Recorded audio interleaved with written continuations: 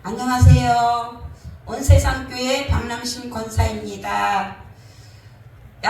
야고보서 3장 7절 말씀. 그런즉 너희는 하나님께 복종할지어다. 마귀를 대적하라. 그리하면 너희를 피하리라. 아멘. 시편 127편 3절 말씀. 보라, 자식들은 여호와의 기업이요 태의 열매는 그의 상급이로다. 아멘. 7월달에 집회가 살짝 걱정됐어요. 더워서 어찌하나 했더니 요번 3일은 흡족한 게 비를 주셔서 너무 시원하게 집회를 할 수 있어서 너무 감사해요. 저번 달에는 용 목사님이 이제 가정 재단을 쌓으라고 그러셔서 기도를 하면서 이제 가문에 그 5대 그 회개 기도문을 그걸 주셔서 내려가서 이제 그걸 하게 되었어요. 저는 처음에는 가정에서 이제 예배를 안 드리고 교회에 서 있지만 가정에서 이제 하라니까 이제 순종함으로 그걸 가자마자 이제 시작을 했어요. 근데 생각과는 달리 입이 안 열려요. 한 열흘을 앉아 있어도 입이 안 열리더라고요. 그래도 그 자리를 버텼어요. 잠을 잘지언정 그 자리를 지키면서 있었고요. 그러다 보니까 입이 조금씩 열리더라고요. 그래서 제일 먼저 이제 선포문을 하라 하셔서 그걸 하는데 처음에는 이제 익숙하지 않는 거니까 1대, 2대, 3대 이걸 쭉 반복을 하다 보니까 발음이 이렇게 꼬이는 거예요. 한두 번 할 때는 안 돼요. 꼬여서 막 이걸 해야 되나? 이런 생각도 들었는데 그래도 하라 했으니 입도 안 열리는데 이거라도 해야지 이런 마음도 주시더라고요. 요건 하라 했으니까 중요한 부분이기에 하라 한 거잖아요. 그래서 저는 이제 그걸 첫날 그 선포문은 며칠 됐구나. 며칠 후에 이제 그런 걸 체험을 했는데 저는 이제 뭐 아버지 때 그 때만 위 때만 알잖아요.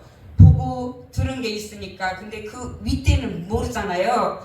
근데 이 기도문을 하면서 모든 집안에 그 죄를 지적을 하시는 거예요.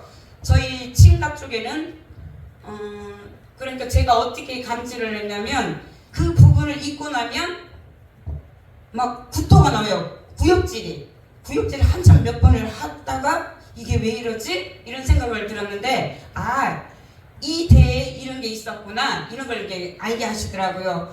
저는 친정은 없는 줄 알았더니 친정도 있더라고요. 무당 점장이 찾아가서 사주팔자 기륭 이름 물어본 그런 죄악이 있는 거를 또 지적을 하시고 그 부분은 기침으로 이렇게 막 갑자기 기침이 막 나오는 거예요. 그러다가 이제 시댁은 뭐 알고는 있었지만 그냥 그 기도문에 그 양식만 제가 이렇게 선포를 했는데 금식 때 그 꿈을 주시더라고요. 저희 신랑을 보여주시면서 술잔 5개를 보여주셔요.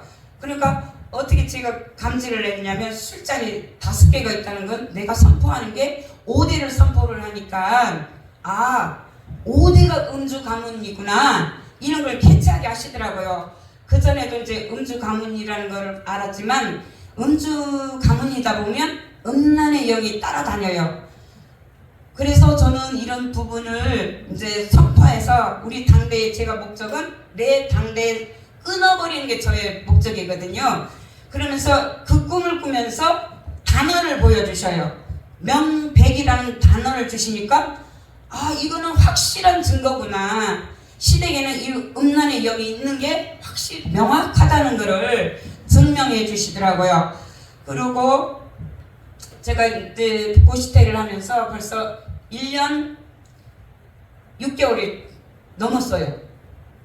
시작한 지가 며칠 되지 않은 것 같은데 그 세월이 지났는데 제가 여기 오기 전에 며칠 전에 바싹 더웠어요. 그래 아침 저녁으로 에어컨을 틀다 보니까 그걸 감지를 못하고 있더라고요. 사람이 환경이 이렇게 사람이 이렇게 바뀌는 전에 내가 어떻게 살아왔는지를 그걸 망각하게 하시더라고. 시원한 에어컨 바람에서 있으니까 그 생각을 딱 주시더라고요. 지난날에 너 어떻게 살았어?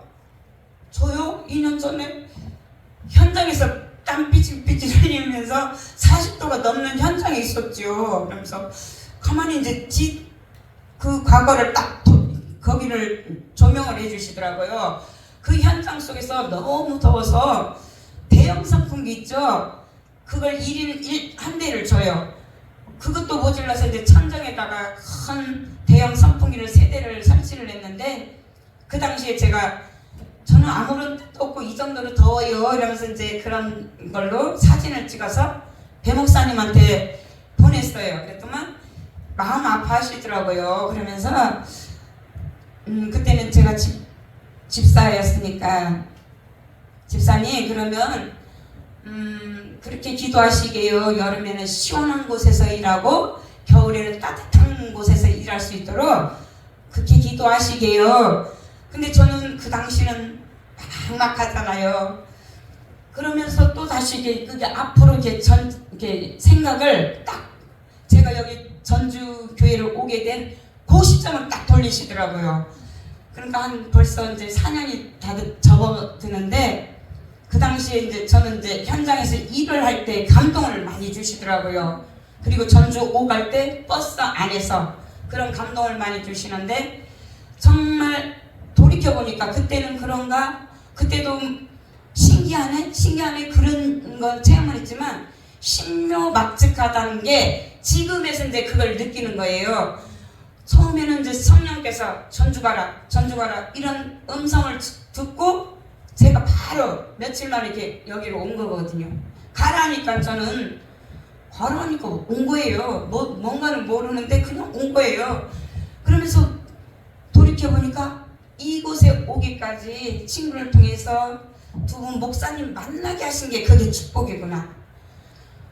그때는 몰랐어요. 축복인지 어쩐지도 모르고 그냥 한 달에 한 번 오니까 그냥 그 달 오고, 우리 배 목사님이 하시는 말씀이, 뜰시당 하시는 말씀이 있어요. 한 걸음 한 걸음 가시게요. 돌이켜보니까 그게 정답인 것 같아요. 우리가 살아갈 거 앞일을 걱정을 하잖아요. 근데 당장에 이 걸음 한 걸음 가다 보면 나도 모르게 저 앞에까지 가 있더라고요. 그리고 처음 와서 또 일주일, 그렇게 일이 많았던 현장이 일주일 휴가를 주시는 거예요. 지금 생각하니까 저를 위한 프로그램이었던 것 같아요. 그때 와서 일주일 동안도 많은 것을 저에게 회개거리를 주시고 많은 걸 또 체험케 하시고, 그때 또 두 목사님이 해주신 말씀이 돌이켜보니까 그게 키포인트의 저의 삶이더라고요. 정년까지 일하지 않는다. 내 인생을 바꿔주신다. 그때는 두 분께서 은사가 있는 것도 모르고, 목사님 전 정년까지 할 거예요.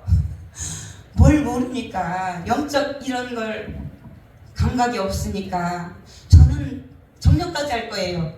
그러다 보니까 어느 순간에 정년 전에 제가 퇴직을 했고요. 두 분 목사님 인도로 또 고시텔도 하고요. 인생을 돌아켜보니까 내 인생을 이렇게 바꿔주시는구나. 저는 두 분 목사님 만나기 굉장한, 진짜 전에도 한번 간증을 했지만 로또 맞은 것보다 더 좋아요. 지금도.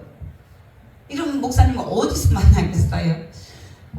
쭉 지켜보니까 주님이 하신 그 사역을 두 분 목사님이 하시더라고요.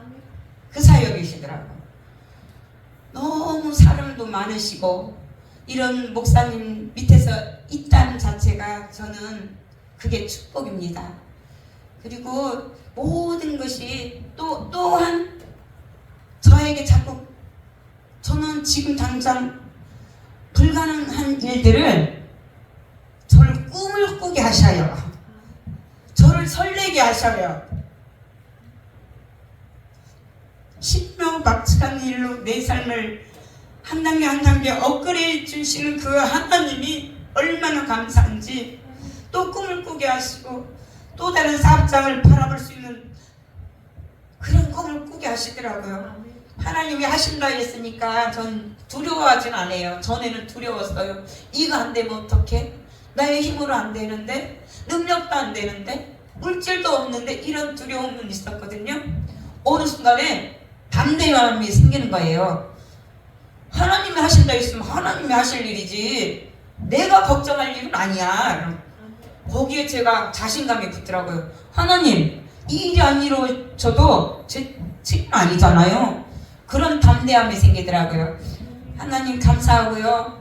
너무 많은 좋은 좋은 걸로 인도해 주시는 그 하나님 찬양하며 신묘막측한 일을 행하시는 여호와 하나님 감사합니다. 감사합니다.